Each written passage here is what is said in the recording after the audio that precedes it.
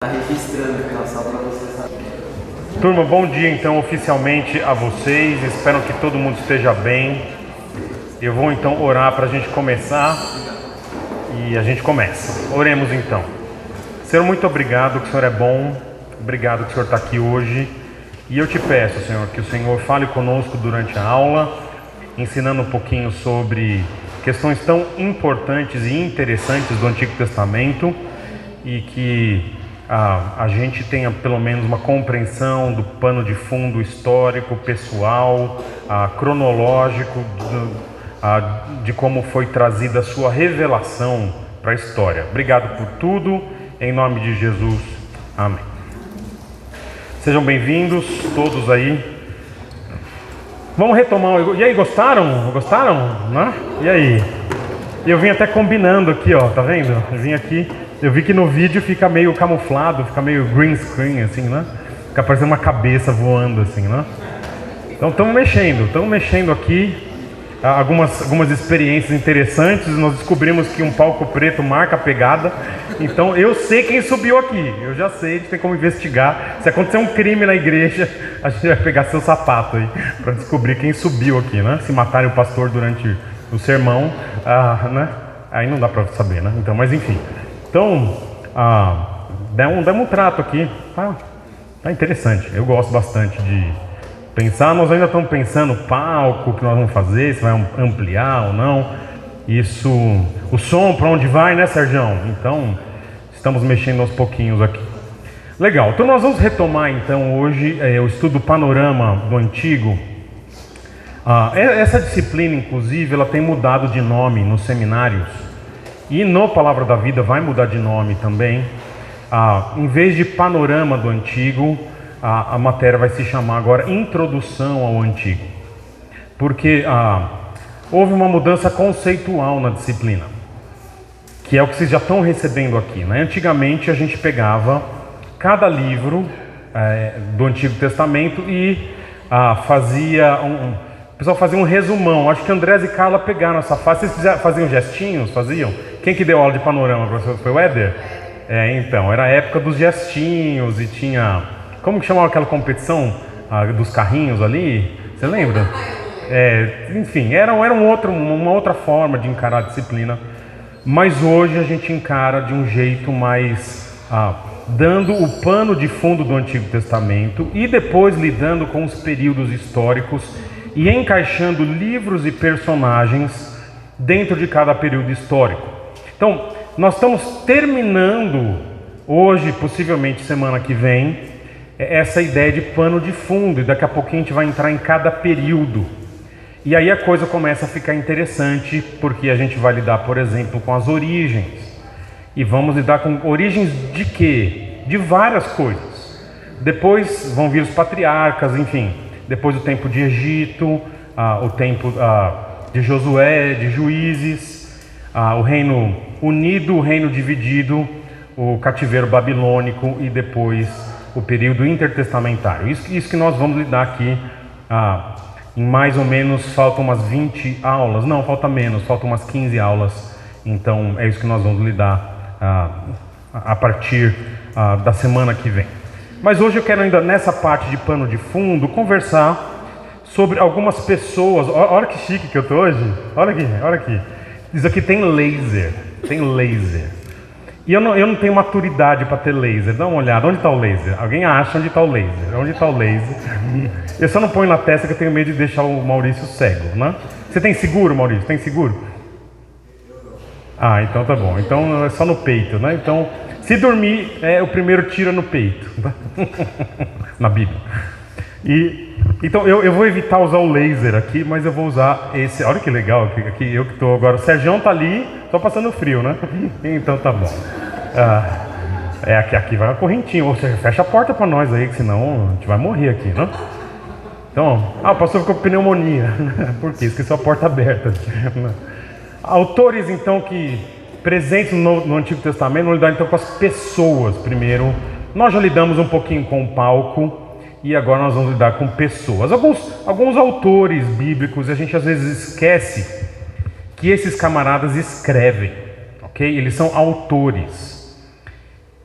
Se você já leu bastante o Antigo Testamento, você vai verificar comigo o seguinte: esses caras escrevem muito bem. Não escrevem bem? Cara, você pega o livro de Gênesis, você já tentou assim, vou começar a ler a Bíblia toda. Quando você começa em Gênesis, você fala, nossa, vai ser demais. Porque você não consegue parar de ler, você fala, nossa, ele escreve muito bem. Até que você chega em Números, né? E é o mesmo autor, né? Mas muitos autores bíblicos escrevem muito bem. Inclusive eu devo mencionar alguma coisa no sermão hoje. Escrevem de forma muito consistente e pesquisada. Nós temos um autor de livros aqui presente, certo, Ademir? Quantos livros você já escreveu? Uns 8. Infantis. Mas não tem versão infantil. Então, dá trabalho escrever um livro? Você pesquisa? Como que funciona? Dá trabalho. Você pesquisar bastante. Sim. A escrita não demora tanto, o que demora é a pesquisa mesmo. Ok, então, para chegar naquele livro, você fala, ai, que legal, quantos dias você levou, né? Porque às vezes tem um trabalho de anos. E o autor bíblico é assim. Ele, para Moisés escrever algo como Pentateuco, a coisa é tão complexa que muitos entendem que não foi Moisés. A gente não entende, a gente entende que é Moisés, ok? Mas o pessoal fala, não é possível um único camarada escrever história, poesia, senso técnico, informações técnicas, lei, um legislador falando que isso é uma Constituição, né? E ser o mesmo camarada, ok? Mas é o mesmo camarada, alguém muito capaz, foi treinado na Harvard da sua época, que era o Palácio do Egito, essa realidade. Então, ele tem capacidade intelectual, mas tem treinamento também, ok? Alguns autores bíblicos, olha lá, olha o time. Moisés, Josué, que deve ter aprendido com o pai da matéria, Moisés. O Samuel, provável autor de uma parte de Samuel, ok? Possível autor de Ruth, possível, né? Davi é um virtuoso musical, ele toca muito bem, ele toca no Palácio do Rei, mas é um poeta de mão cheia, ok? Escreve muito bem. Nós temos o Salomão, que ele escreve peças publicitárias, né? Ele escreve frases curtas, né? Então, o livro de Provérbios, mas também um excelente poeta. Nós temos o Isaías, temos Jeremias. Jeremias ele consegue escrever em meio a adversidades, né? Quando você vai escrever, né, tem cara que vive, é autor, ganha dinheiro com isso, e o camarada escreve na praia, né? Jeremias não, Jeremias é o cara que escreve na luta, na perseguição, no poço, no sequestro, né? E o livro de Lamentações, que é o livro de poesia, é fenomenal. Temos Daniel, que também é um camarada que tem um treinamento acima da média. Temos Ezequiel, que é um cara que escreve difícil, na minha opinião. E temos aí Esdras, que é um copista, ele lida, é um escriba, ele lida com o texto, é o trabalho dele. E temos Neemias. Alguns vão dizer que Neemias não é autor bíblico, ok? Que quem escreveu o livro de Neemias foi o próprio Esdras, que são contemporâneos, ok? Malaquias, que ninguém sabe quem é, se existiu, porque a palavra Malaque significa meu mensageiro. Pode ser um camarada que usou um pseudônimo, ok? Naum, aí vem os profetas menores e alguns que escrevem de forma um pouco mais clara e outros de forma menos clara. Eu quero chamar a atenção para um camarada aqui chamado Amós. Qual era a profissão de Amós? Boiadeiro. Tocava berrante, não é isso? Então, um dia eu tentei fazer uma música na viola caipira para Amós. Amós era boiadeiro, né? É só essa parte que eu lembro. Como que é? Desculpa aí. Ai, que susto, achei que você estava falando em línguas aqui, ia ter que conversar. Ele fala, como que é o nome da fruta? Que versão que você usa? Sicômenos? Ok, legal. Faz tempo que eu não ia Amós, né? Faz tempo que eu não ia Amós. Mas que eu uso versão moderninha, né? Sicômoros, nem sei se eu sabia que isso era palavra em português. Figos selvagens, ok. Essa versão é boa, eu gosto dessa versão.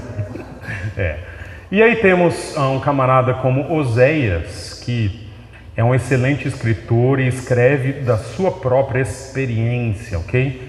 Então são esses alguns autores presentes aqui. E alguns autores vão registrar gêneros literários distintos. Cara, Moisés, na minha opinião, ele é tipo um Machado de Assis. Já leram a obra do Machado? Já leram? O Machado escreve que tipo de texto? Então, realista, mas o tipo de texto, né? Então são narrativas, são romances, né, mãe? Mas aí você tem a fase romântica e a fase realista. Mas ele escreve só isso? Ele escreve contos e ele escreve poesia. Interessante, né? Então, você tem, no Brasil, você tem, o cara é um grande poeta, um Carlos Drummond de Andrade. Você vê um conto ou outro, mas você não vê uma novela dele, você não vê um romance. Agora, alguns caras aqui na Bíblia, eles escrevem bem qualquer coisa. Moisés, poesia, cita o Salmo de Moisés, qual que é conhecido, qual é? Você nunca foi, né, em um centro espírita, não, graças a Deus, não? Já foi num lugar, assim, você chega no lugar, tem um salmo que está aberto, qual que é? O 23, né, às vezes. Salmo 90, não é isso? Não é 90 ou 91? Não, abre 90 aí, vamos ver. Rapaz, eu tô ruim assim, nesse nível. É 91? Olhando a primeira palavra, eu falo para vocês aqui.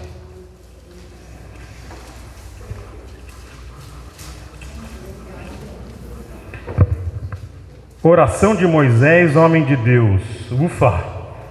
Existem contagens diferentes, ok, de salmos. A Bíblia Católica tem um salmo a mais, não é? E existe uma diferença de contagem, mas é o 90 que está aqui na NVI, é 90.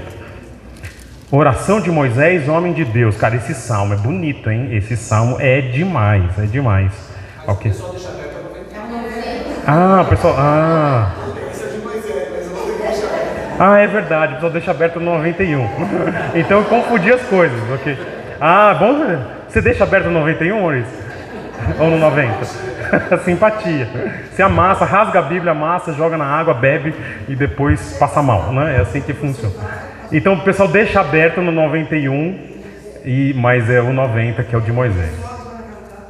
Tá lá, o Salmo 91, né? Não entra mal olhado, não entra nada ali, né? Ninguém... Ok, então tá bom. Mas olha, esse camarada, ele escreve legislação e senso técnico, como eu já falei para vocês. Salomão, ele escreve provérbios.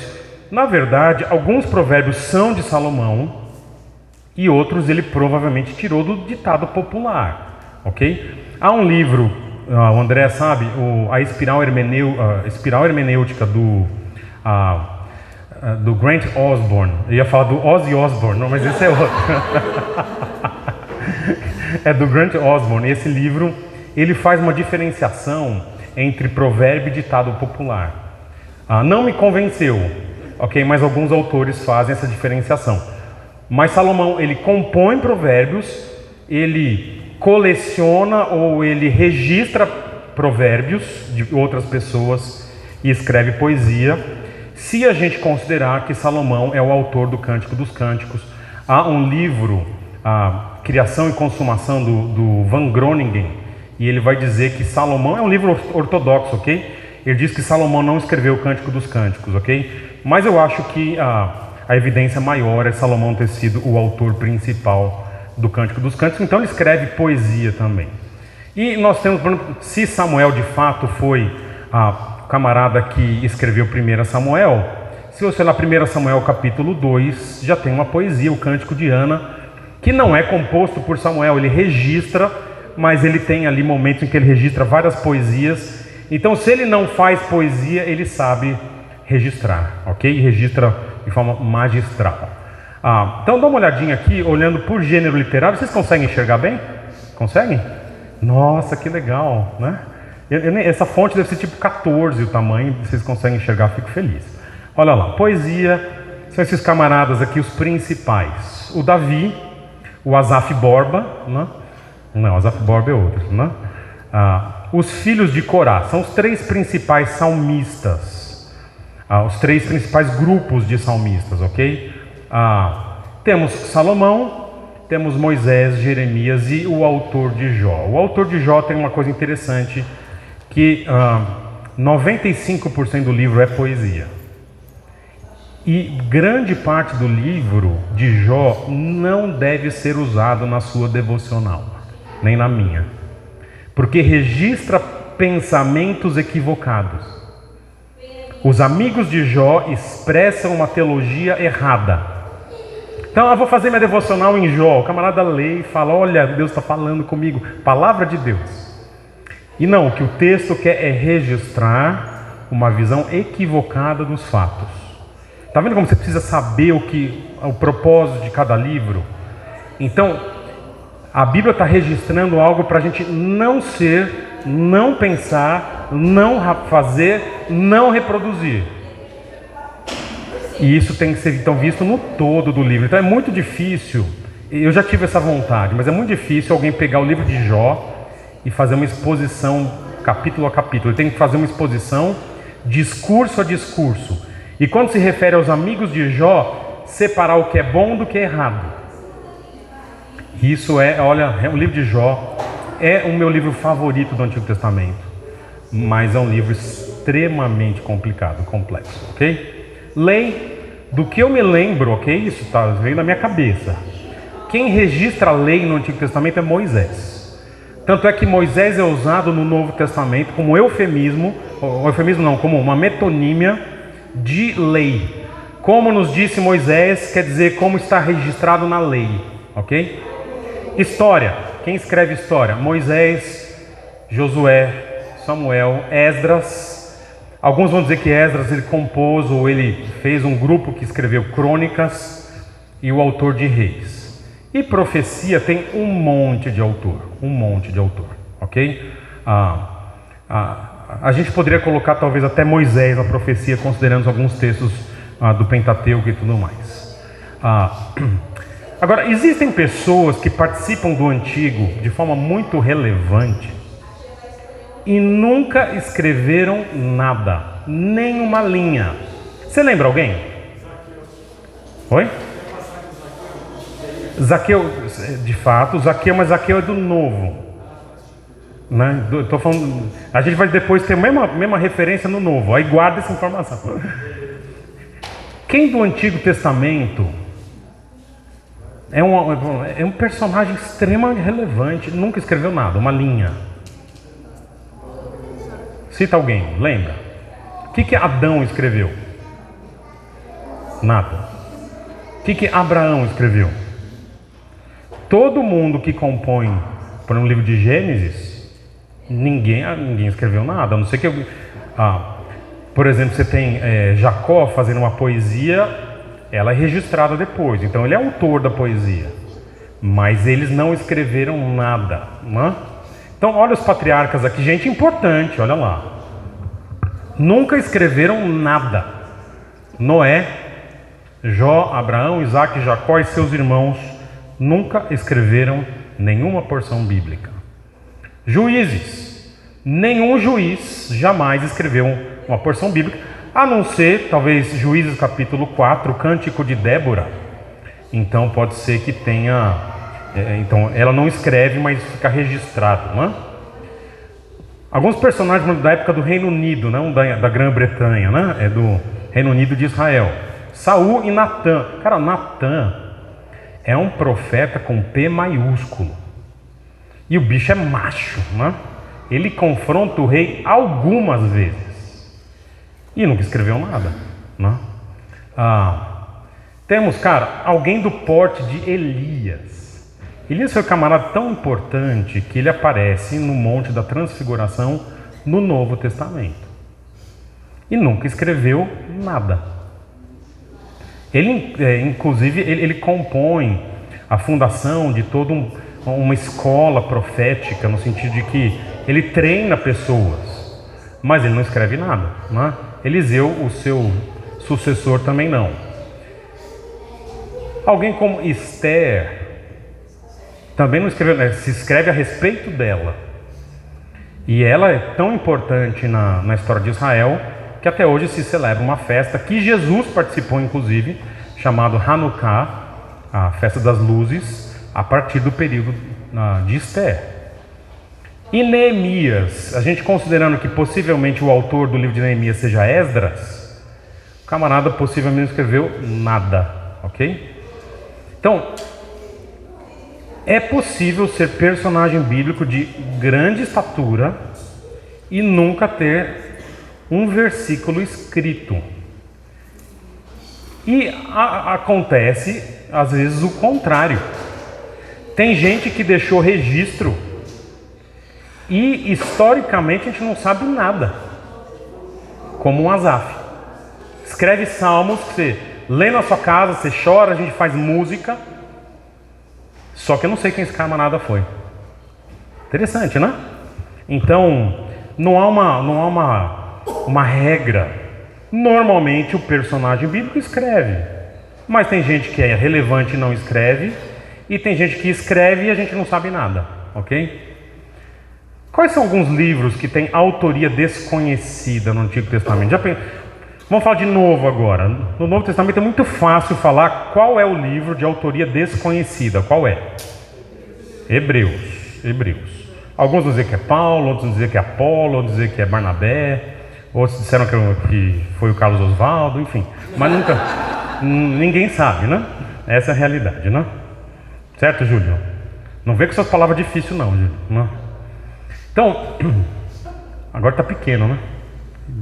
Eu estou testando aqui a TV, tá? Então, quem não enxerga... Enxerga, Felipe? Ok. E você, Du, enxerga aí? Ó, vocês estão bem de óculos, hein, turma? Ó. Eu já com óculos aqui já tô meio assim. Já. Ok. Eu vou aumentar a letra, tá? Eu vou aumentar a letra. Vou aumentar a letra para a próxima. Estamos testando a TV aqui, né? Dúvidas de autoria. Se for levar em consideração toda a teologia liberal, não tem nenhum livro garantido, ok? Com todo respeito, André, se for levar em conta a teologia alemã, né, as questões da alta crítica, da baixa crítica, da média crítica, enfim, ninguém está garantido. Se for levar em conta Julius Wellhausen, né, Pentateuco já era, não é? Mas nós estamos trabalhando que a ideia de que quando a Bíblia afirma que o autor bíblico é conhecido, escreveu Moisés, a gente entende que a autoria bíblica ela parte do pressuposto que a Bíblia é confiável, ok? Então, há entretanto livros em que nós mesmo na teologia mais ortodoxa não sabemos quem são os autores. O livro de Ruth. No livro de Ruth a gente desconfia do Samuel. Agora, há no livro um forte apelo à linhagem davídica. O livro todo conta a história da bisavó de Davi. Então, dificilmente foi algum contemporâneo de Ruth que falou: eu vou escrever porque ela vai ser bisavó do... É alguém da época de Davi ou das épocas posteriores que está pensando o seguinte: nossa, eu preciso trazer uma informação que ninguém sabe. Tem uma moabita na linhagem do rei. E essa informação é muito importante. Tanto é que Ruth é citada na genealogia de Jesus depois. Então, eu quero reforçar que, embora haja uma moabita na linhagem do rei, essa moabita é diferente. E ele registra como uma defesa de uma moabita compor a linhagem de Davi, ok? Até porque havia a ideia de que os moabitas, há versículos que revelam que eles são um povo maldito, ok? Então alguém vai defender que a Ruth, ela tem uma redenção. Então deve ser da época de Davi ou posterior. Então, da época de Davi podemos pensar a partir de Samuel. Samuel foi quem ungiu Davi como rei, ok? No entanto, a gente não tem certeza de quem é essa pessoa aqui. Outro livro que tem a dificuldade de se compor a autoria é o livro de Jó. O livro de Jó ele tem uma peculiaridade. Você tem um narrador. O livro de Jó é um grande Big Mac, né? Como que é o Big Mac, Maurício? 2 hambúrgueres, alface, queijo molho especial, cebola picos com pão gergelim. Ok, isso. Obrigado, né? Vê-se que você assistia TV quando era criança, né? 2 hambúrgueres, alface, queijo molho. Como que é o Big Mac? O que você tem em cima? Pão. O que você tem no meio? Pão também, no meio, né? E o que você tem embaixo? O livro de Jó é assim: narrativa, aí vem poesia, que é a carne, né? Poesia. Uma mini narrativa, aquele pãozinho do meio, carne. Alface, tomate, e no finzinho narrativa de novo. E é interessante que a linguagem da narrativa de Jó é diferente da linguagem poética em Jó. E olha que interessante, a gente vai lidar com o livro de Jó mais para frente. Em Jó, o nome de Deus, Javé, Jeová, ele está presente nas narrativas, mas não está presente nas poesias, a não ser em uma ocasião. Ou seja, provavelmente Jó é de uma época em que o nome específico de Deus ainda não é conhecido. Ok? Então, o nome de Deus é revelado para Moisés no período do Êxodo. Então, quando o livro de Jó é escrito, Jó não conhecia o nome específico, Jeová, Javé e Yahweh. Ele conhecia o nome Deus. Ok? Então, muita gente atribui esse autor a Moisés. Dentro do judaísmo, considera-se que Moisés é o autor de Jó. O que nós sabemos é que Jó não é o autor de Jó. Ok? Isso é bem documentado. Liberais e ortodoxos dão a mão e vão dizer que Jó dificilmente é o autor do próprio livro. Ok? E mais, a história de Jó, ela é um tipo de história muito comum na época dos patriarcas, na literatura não judaica, que é a história das tragédias. Ok? Então, você vai encontrar nas regiões próximas ali de Israel, narrativas de gente rica que perde tudo e depois, de alguma forma, reconquista as coisas. Então, a gente não sabe se Jó influenciou essas narrativas ou se era um tipo de história comum, né? Houve, por exemplo, na literatura brasileira, década de 1970 em diante, uma tendência a se escrever contos. Né? O conto, ele é uma narrativa simples e curta. Hoje, a tendência literária é fazer TikTok, né? Mas naquela época era se escrever contos. Então todo mundo escrevia conto. Então aqui todo mundo está escrevendo tragédia e alguém se lembra da história de um homem fiel a Deus que perde tudo e registra esse livro em formato do Big Mac do Maurício. Ok? E Esther é outro livro que nós não sabemos quem é o autor. O que nós sabemos é que é um autor que conhece muito bem a Pérsia, pelo tipo de linguagem que ele usa e pela citação muito precisa dos lugares. Então, por exemplo, se eu for citar para vocês como que são as ruas de Jerusalém, cara, eu não sei. Se talvez o Maurício citar, ele já sabe um pouco mais. Se é alguém que mora em Jerusalém, ele sabe tudo. Então esse camarada que escreve o livro de Esther, ele morou na Pérsia, ele conhece os costumes persas e ele é judeu. Se é Mordecai, se é algum, já não sabemos, ok? Mas então, esses 3 livros têm autoria no Antigo Testamento disputada. Ninguém sabe quem foi. Você sabe quem foi, Júlio? Não acredito. Então, só uma observação aqui. A autoria desconhecida não significa que o livro tem menos autoridade. Ok? Significa apenas que nós não sabemos quem foi a pessoa impelida pelo Espírito Santo para escrever o livro. E eu não resisto a ter que falar. Só quero lembrar que inspiração é uma qualidade do material e não do autor. Então a gente não fala que o autor foi inspirado. Vocês vão ver um monte de gente, um monte de teólogo falando, não, porque o autor é inspirado. A Bíblia não usa essa terminologia ao autor. Ela se refere ao livro. Né? Você perdeu ponto na prova não, Júlio? Nessa coisa não? Você perdeu ponto? Não fiz? Então tá bom. Porque eu tirei ponto. Lembro de tirar ponto de aluno que escreveu, porque o autor é inspirado. Não. O autor é impelido, o autor é movido. O livro é inspirado. Então, Esses autores são desconhecidos, mas eles registram livros inspirados, ok? Deus quis esses livros do jeito que estão para a gente hoje. Então, inspiração é atributo do material e não da pessoa, ok?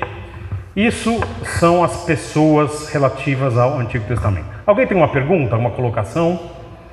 Tem, não? Diga, Jeff. Deus fez da forma que ele queria, né? Alguns foram conhecidos, outros não, mas o importante é que a palavra de Deus, do jeito que Deus queria, foi escrita até. Sim, e é interessante, Jeff, mencionar, há muitos estudos sobre a formação do cânon, né? O cânon é esse grupo de livros que a gente considera livros de autoridade. E a formação do cânon, ela é um reconhecimento de uma qualidade que o livro já tem. Então, muita gente fala, você vê na internet alguns vídeos, o camarada falando assim, não, a igreja escolheu os livros. Não, a igreja reconheceu os livros que já tinham autoridade. Tanto é que nós vamos lidar com apócrifos daqui a pouco, os apócrifos não têm um reconhecimento universal, ok? Eles são reconhecidos posteriormente, eles são tratados como documentos históricos, mas nunca a igreja teve unanimidade em reconhecer a autoridade nesses outros livros. Nos livros que nós temos hoje, os 66, esse atributo que eles já tinham, a autoridade, ele é percebido pela igreja, só isso. Ele não é colocado pela igreja no livro. O livro já tem autoridade, a igreja só fala, os que a gente está vendo que tem autoridade são esses daqui, né? Mas o livro por si, ou per se, já tem autoridade, ok? Legal, mais alguém? Pastor, tem um Diga. livro que eu herdei da minha mãe, chama E a Bíblia Tinha Razão. Sim, O autor não é cristão, né? Sei. Isso que é interessante, a impressão que eu tenho é que assim, são autores que não são cristãos, eles estão falando que a Bíblia tem razão, mas a impressão que dá é que Deus cega as pessoas para não abrir os olhos, né? Porque é muito claro para a gente e para alguns historiadores, a Bíblia tem razão. Mas hoje em dia, o questionamento é, não tem razão baseado em nada, né? Pois então, é. Se a gente for pegar, eu sei que a fé não é ciência. Não sei se estou sendo claro, a fé não é ciência, mas a ciência comprova a nossa fé, né? Então é um livro bem legal de ler. Deixa eu te dar uma perspectiva do que você falou, Denise. Vocês já ouviram falar da teoria das fontes? A teoria da fonte relacionada aos evangelhos sinóticos, que são Mateus, Marcos e Lucas. Já ouviram falar disso? A letra que é usada é a letra Q, por causa da língua alemã. Porque a palavra fonte, que é usada na língua alemã, começa com a letra Q, que eu não tenho ideia de como pronuncia Q e como que é. É com a letra Q. Se chama Q. Q-U-E. É isso? Isso. Como que é? Vele.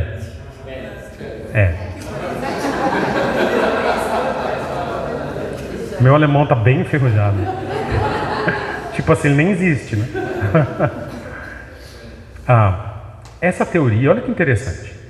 Ela vai dizer o seguinte: quando os 3 autores dos evangelhos escreveram os evangelhos, eles seguramente consultaram uma fonte comum. Porque você vai pegar informações que tem em Marcos, que é muito parecida em Mateus, mas que Lucas não tem. Que tem em Marcos, que é muito parecida de Lucas e Marcos, mas Mateus não tem. E quase você não tem material próximo entre Lucas e Mateus, ou há uma diferença ali. E alguém diz o seguinte: então provavelmente eles pegaram uma fonte que era um compilado de histórias de Jesus e eles copiaram dessa fonte. Essa é a teoria. Sabe qual que é o problema nessa teoria? Nunca ninguém, em 2000 anos de história, encontrou um documento que possivelmente poderia dar origem aos evangelhos. Isso é ciência. Você faz uma teoria, existe uma fonte única para os evangelhos. Ok, essa é a teoria. Vamos buscar alguma comprovação? Vamos na arqueologia ver se tem algum documento? Não tem. Então a teoria deveria ser uma boa ciência, deveria ser abandonada. Vamos deixar essa teoria na gaveta, no dia que achar, a gente resgata a teoria. Mas olha, os caras criam a teoria, ninguém questiona a validade da teoria a partir das evidências. Então você fala, cara, a teoria é super legal, mas não tem evidência prática. Esse documento precisa existir um fragmento, alguma coisa. O que você tem é fragmento dos evangelhos. Então, aí há duas teorias, só para não deixar você também no vácuo, né? Marcos foi o primeiro autor, Mateus seguiu, Lucas seguiu. E talvez um dos dois, Lucas ou Mateus, teve acesso ao outro evangelho. Ou a teoria que eu prefiro é Mateus é o primeiro. Ok? Essa teoria tem problemas também. Marcos, ele resume Mateus. Lucas tem acesso a Mateus. E aí, depois também, um eventualmente tem acesso a uma porção do outro. Esses caras se conhecem. Lucas e Marcos se conhecem. Lucas e Mateus se conhecem. Marcos e Mateus se conhecem. Será que os caras não podem trocar e-mail? Né? Com um amigo? Manda um zap. E aí, você está onde? Cara, Jesus anda sobre as águas. Rapaz, manda para mim, né? Ah, tá bom, vou mandar para você dá uma olhada. Confere se foi isso. E o ponto é, Mateus é testemunho ocular. Marcos não. Lucas não. Lucas pesquisa, faz uma pesquisa acurada. Lucas é um baita historiador, mas não é testemunho ocular. Ok? Marcos talvez seja testemunho ocular de alguns eventos, mas não é dos 12. Né? O John MacArthur tem uma informação que eu não sei de onde ele tirou, mas é o John MacArthur. Né? Ele erra em muita coisa, mas não sei nessas coisas que se ele erra. Ele diz o seguinte: os discípulos se reuniram um dia. Ó, a informação é quente, hein? A informação é quente. E falaram, precisamos escrever um evangelho para os judeus. Quem vai? Quem vai escrever? Quem vai? Olharam, falavam, Mateus. Eu quase apontei para Mateus, né? Mateus, você vai escrever. Ok? De onde ele tirou essa informação, não sei. É que nem a teoria das fontes, né? Mas talvez haja uma tradição que indique que Mateus foi escolhido como um grande... Ele era cobrador de impostos, ele era um contador, ele registrava coisas naturalmente. Então, por isso, ele tenha sido escolhido para escrever o evangelho para os judeus. Ok? Mas o que eu estou dizendo é o seguinte, essas teorias de autoria, elas precisam de fundamento histórico, arqueológico, científico.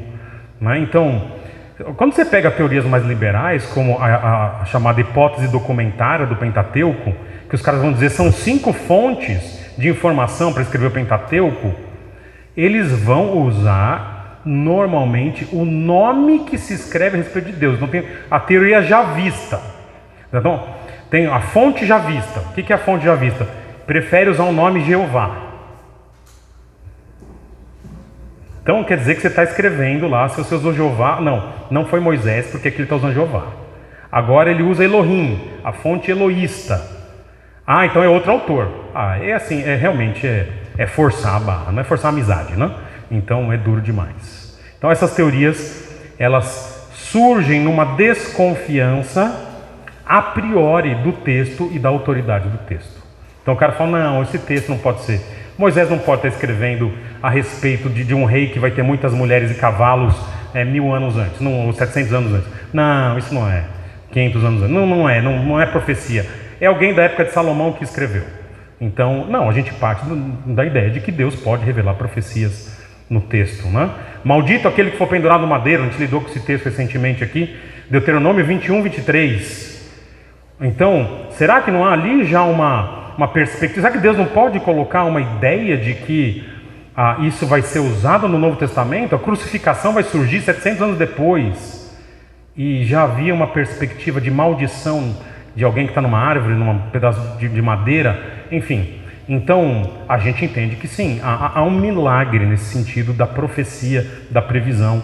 Mas tem gente cuja profissão é estudar o texto, estudam para valer, mas não tem a condição espiritual, não são convertidos e não podem lidar com o texto como se tiver autoridade. Essa é a realidade. Tá bom? Legal, agora a gente vai partir para conversar um pouquinho de tempo, de cronologia. Eu falo de tempo para vocês, mas, cara, é difícil a gente ter a dimensão de quão antigas são quão antigos são os acontecimentos, né? Nós somos de um país jovem. Então, quando a gente fala assim, vamos ver ruínas no Brasil, você vai lá e fala assim, essa cidade é antiga, Atibaia é uma cidade antiga. Tem quantos anos Atibaia? 352. O que é uma cidade antiga na Alemanha, Andréas? Época dos romanos. Época dos romanos. Tipo, 2000 anos? Uma cidade antiga na Alemanha é 2000 anos. O que é uma cidade antiga em Israel? 3.000 anos. 3.500 anos. Então, veja como a gente vai falar. O livro de Juízes, aquele livrinho lá de 21 capítulos, é 21. Eu já dei aula de Juízes, mas não, eu sou ruim dessas coisas. É quase 500 anos. Um livro. Você entende? O povo ficou cativo no Egito. Quantos aninhos mesmo? 400 anos, ou 450, depende da contagem. Cara, é a história do Brasil. Como escravo. Então nós temos que lembrar dessas questões de cronologia aqui. Então, dá para vocês verem, certo? E aí? Não acredito. Ai. Deixa eu só. Oi? Você viu que é chique, né? Eu copiei da internet. Deixa eu só dar uma ideia aqui. Nós não sabemos algumas informações. Só para passar algumas ideias para vocês. Deste primeiro ponto para cá, ou seja, pensando de José para trás, de Abraão para trás, a gente não sabe quantos anos o mundo teve. Não sabe. Por quê? A gente tem genealogias que vão até Adão, mas não são completas. Elas são selecionadas. E mais, os camaradas viviam um pouquinho mais naquela época do começo. Não viviam? Matusa viveu quanto, mais ou menos? Uns 900 anos e tal, né? Então, você tem então personagens selecionados vivendo muito tempo. Alguns estimam algo em torno de 3.000 anos, outros 5.000, outros 8.000 anos de Abraão para trás. Nós não temos certeza, ok? Isso falando em termos de existência da raça humana. Se a Terra existia antes de Gênesis 1, também é uma discussão que se faz no meio teológico, não no meio científico, ok? Também no meio científico, mas mais no meio teológico do que no meio científico. Então, tudo que nós vamos começar a ver vem de Abraão para frente. Aí a gente consegue ser bem preciso. Eventualmente dá para saber o ano, o dia em que determinado evento do Antigo Testamento aconteceu, ok? Ou se não, algo muito próximo. E do Novo Testamento também. Por exemplo, hoje já se sabe, Jesus nasceu, nós temos aí uma diferença de 2 anos, mas em que ano que Jesus nasceu? Entre quais anos? Ano 6º e ano 4º antes de Cristo. Alguém errou na contagem, né? O cara errou na contagem e Jesus nasceu antes de Cristo, né? Então, agora, não é no ano 8º e não é no ano 3º. É entre 6º e 4º, ok? Então, começa a ficar preciso, né? Alguns eventos do Antigo Testamento nós temos a data com muita precisão, muito bem registrada na história. Outras, há muita discussão e eu quero então passar aqui para vocês. Dá para ver isso daqui agora? Dá para ver? Dá para ver? Então tá bom, né? Vamos começar. Esse foi o que fiz. Então você está.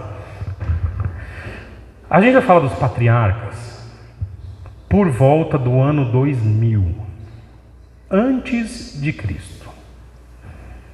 Então, há 4.000 anos atrás vivia um homem chamado Abraão. 4.000 anos atrás. Ok?